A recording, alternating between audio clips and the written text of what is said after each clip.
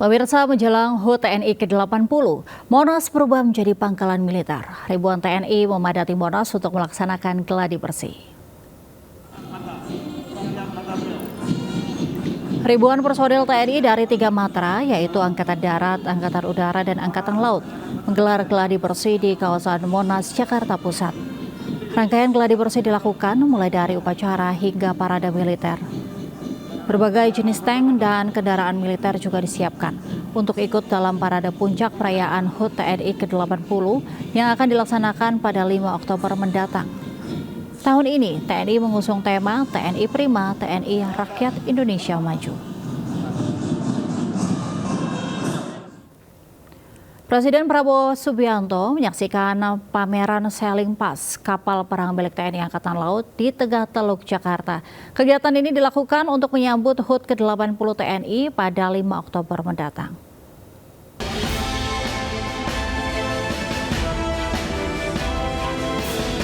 Presiden Prabowo Subianto menyaksikan pameran alutsista Sailing Pass kapal perang milik TNI Angkatan Laut dari atas KRI Dr. Rajiman Wedyo Diningrat.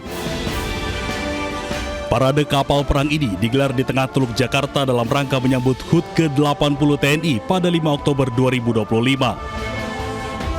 Prabowo didampingi Wakil Presiden Gibran Rakabuming Raka, Panglima TNI Jenderal Agus Subianto, Kapolri Listio Sigit Prabowo, Menko Polkam Jamari Caniago, Menko Bidang Infrastruktur Agus Harimurti Yudhoyono, hingga Kepala Staf Angkatan Laut Laksamana Muhammad Ali.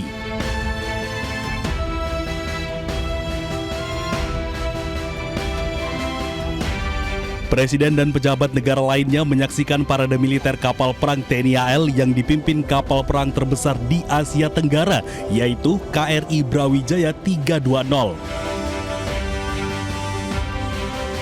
TNI AL mengerahkan pasukan khusus laut serta 51 unsur kapal perang dan 2 kapal latih Taruna Akademi Angkatan Laut, yaitu KRI Dewa Ruci dan KRI Bima Suci. Ada beberapa perwira yang kita beri kenaikan pangkat istimewa, juga kepada satuan-satuan TNI yang juga telah memberi dharma baktinya dengan baik.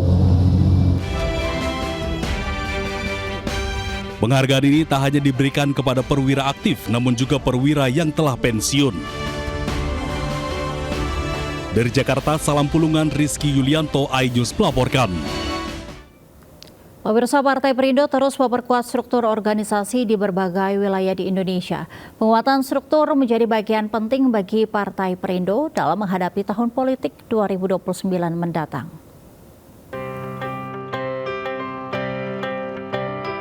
Partai Perindo mempercayakan Amandus Pigai menjadi Ketua DPW Partai Perindo Papua Tengah, yang ditandai dengan pemberian surat keputusan atau SK yang diserahkan oleh Sekjen Partai Perindo Ferry Kurnia Rizkiansyah dan Bendahara Umum Partai Perindo Michael Victor Sianipar di kantor DPP Partai Perindo Menteng, Jakarta Pusat. Amandus Pigai bakal mengemban tugas untuk membesarkan nama partai serta dapat bersinergi erat dengan pemerintah provinsi dan kabupaten untuk membawa transformasi yang bisa langsung dirasakan masyarakat. Dan harapan kita dengan kekuatan partai di sana yang nanti akan di bawah komando Kakak Amandus ini bisa dioptimalkan, dimaksimalkan, bersinergi dengan erat dengan Pak Gubernur dan jajaran pastinya dari pemerintah provinsi, pemerintah kabupaten. Saya harap kepada semua DPD se-Kabupaten Papua Tengah untuk mendukung program-programnya Pak Gubernur dan tetap konsolidasi ke semua tim-tim akar rumput di mana kita mendapatkan suara. Pelantikan ini bagian dari penguatan struktur Partai Perindo yang diharapkan mampu membawa kemenangan dan kejayaan bagi Partai Perindo di Papua Tengah, sekaligus meraih target masuk parlemen di pemilu 2029 mendatang. Dari Jakarta, Dias Triawan, Novan Wikusuma, iNews melaporkan. Kita beralih ke informasi mancanegara. Tentara Israel menyergap rombongan kapal kemanusiaan Gaza Global Support Flotilla di titik 131 km menuju pesisir jalur Gaza. 3 kapal dikonfirmasi ditangkap dengan ratusan aktivis di dalamnya, termasuk Greta Thunberg. Attention, Israel offensive forces This is Thiago Avila from the steering committee of the Global Sumud Flotilla. Kapal perang Israel menyergap rombongan kapal kemanusiaan Global Sumud Flotilla yang membawa bantuan ke Gaza. Salah satu kapal utama GSF, Alma, dilaporkan dikepung Angkatan Laut Israel secara agresif. Bahkan Israel juga menyemprotkan water cannon. Penyergapan dilakukan di 131 km menuju pesisir jalur Gaza. Setidaknya 3 dari 44 rombongan Global Sumud Flotilla ditangkap Israel bersama ratusan aktivis di dalamnya, termasuk Greta Thunberg.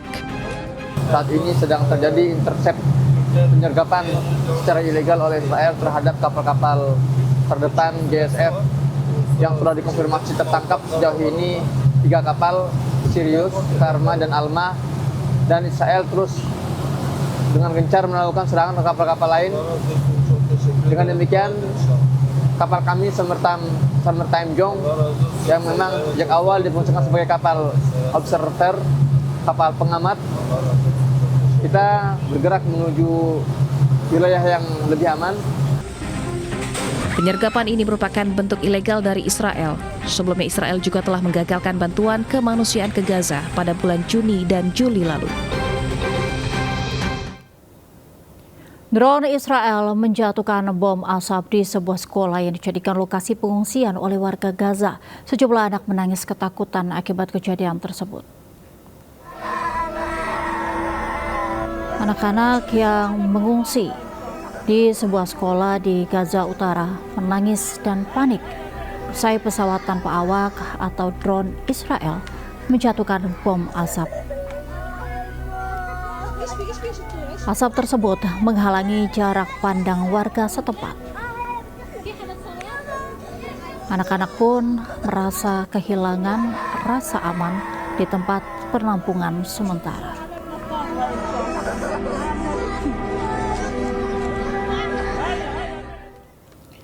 Sementara serangan terbaru Israel di Gaza sedikitnya menewaskan 41 orang di seluruh wilayah Gaza.